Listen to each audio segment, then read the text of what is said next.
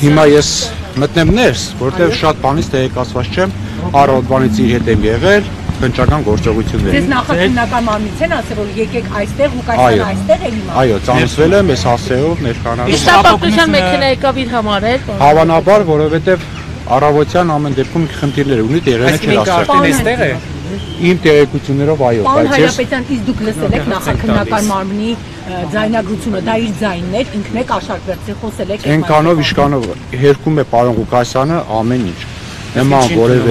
Նման որևէ հանգամանք պարոն Ղուկասյանը չի ընդունում։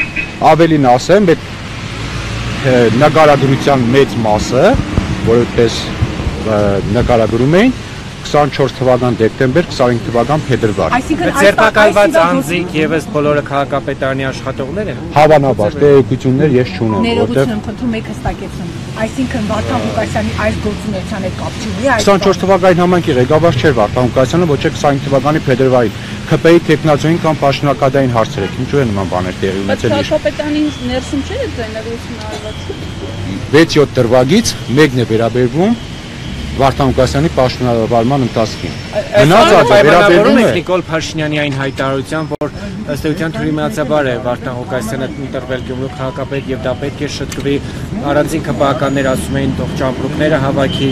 Մի քանի օր առաջ ես նշեցի, որ սկսվել է Անդոնիս վարչապետի հայտարարության իրականացման գործընթացը։ Այն է հեռացնել քաղաքական եւ հանրային դաշտի։ Քաղաքական դաշտից հեռացնելը այսպեսի մեթոդներով հնարավոր է, իսկ հանրային դաշտից հեռացնելը հնարավոր է Ասֆաշյանի ֆիզիկապես ոչնչացնելով, որի հետ կապված մենք հանցագործության հաղորդում ենք ներկայացրել քննչական մարմիններին, բայց գտել եմ, որ դա քննարկման ենթակա չէ։ Այսքանը կներեք ժողովուրդ ջան, ես մտնեմ ներս, սպորացել դուրս գամ։ Ես չգիտեմ, ես դա լրատվամիջոցներից եմ տեղեկացել, ես պաշտոնապես որևէ ձայնագրության չեմ ցանկացել, ես չգիտեմ դա ինչ է։ Այս բանին ոչինչ չգիտեմ, ես կներեք, գնամ։